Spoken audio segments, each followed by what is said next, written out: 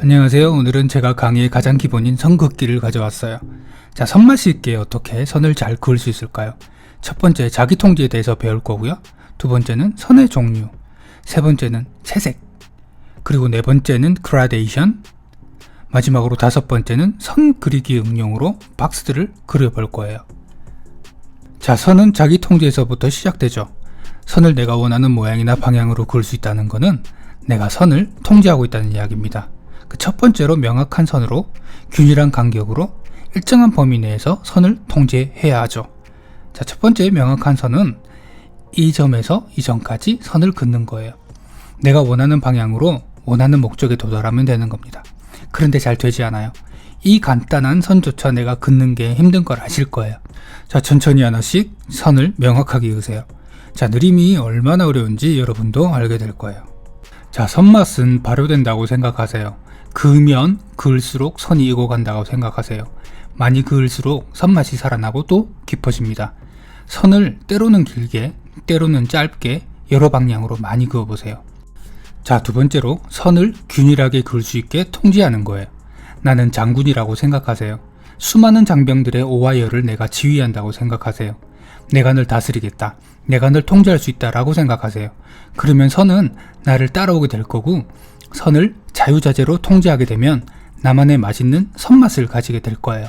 모름지기 대가답다라고 하는 것은 손이 움직이는 대로 그냥 두는 것이 아니에요.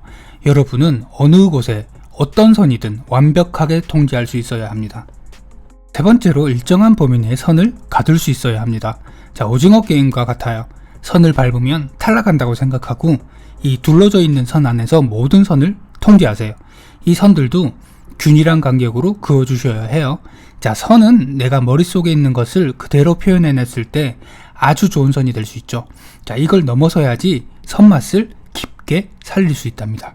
자, 이제는 선의 종류가 어떤 것이 있는지 간단하게 설명해 드릴게요. 첫 번째로 직선입니다.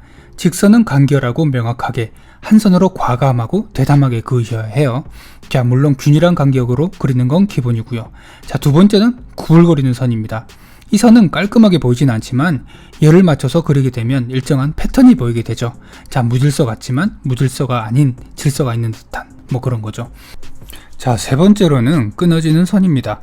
자, 선이 끊어졌다고 해서 선으로 보이지 않는 건 아니죠. 제가 많이 쓰는 선이에요.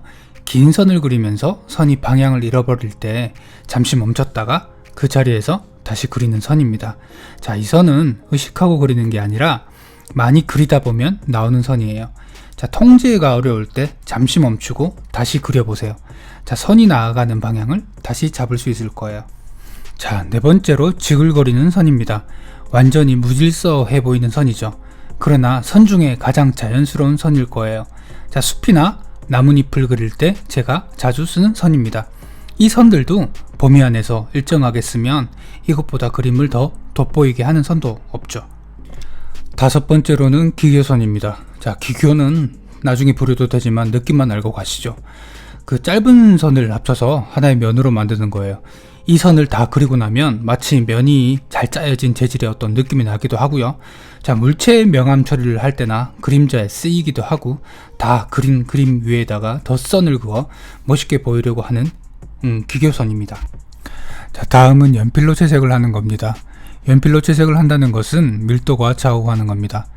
명암을 넣을 때 자주 쓰기도 하죠. 그러면 연필을 설명하지 않을 수가 없는데, 자, 연필은 H와 B로 나누어집니다. H는 하드의 머리 글자고요. B는 블랙의 머리 글자입니다. H의 숫자가 높으면 높을수록 단단하고 연해지고 B의 숫자가 높으면 높을수록 연필은 무르고 진해집니다. 자, 연필을 처음 깎았을 땐 뾰족한 모양이지만 연필을 이렇게 한쪽 면으로만 이렇게 쓰다가 보면은 한쪽 면이 집중적으로 이렇게 달아있는 걸 볼 수 있죠. 이 면으로 선을 그으면 굵은 선이 나옵니다. 그래서 빠르게 면을 채워 넣기가 좋아요. 자, 일정하지 않은 선으로 그으면 모든 면에 골고루 선이 들어가지 않아서 지저분해지죠. 그래서 골고루 차곡차곡 선을 쌓아 나가는 것이 좋습니다. 자, 가로로 전체를 한번 이렇게 그리면 또 그 위에 세로로 전체를 쌓고 또 그 위에 또 대각선으로 차곡차곡 선을 쌓으면서 선의 밀도를 올려주세요. 자, 일정하고 균일하고 명확한 선, 이게 중요합니다. 자, 이제 그라데이션입니다. 자, 처음에는 연한 선으로 긋다가 점점 뒤로 갈수록 연필에 힘을 줘서 진하게 그으세요.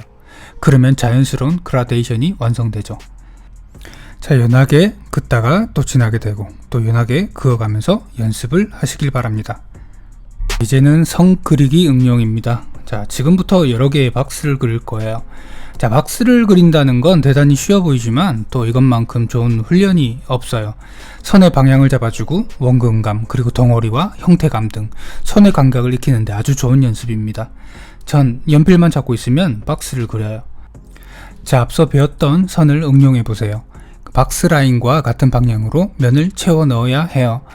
다른 방향으로 그려도 상관은 없지만 깔끔하게 그리고 싶으시다면 이렇게 하는 게 훨씬 낫습니다. 자, 나머지 박스도 계속 그려주세요. 자, 서실점 같은 거는 그냥 있고 손이 가는 대로 그려주시면 됩니다.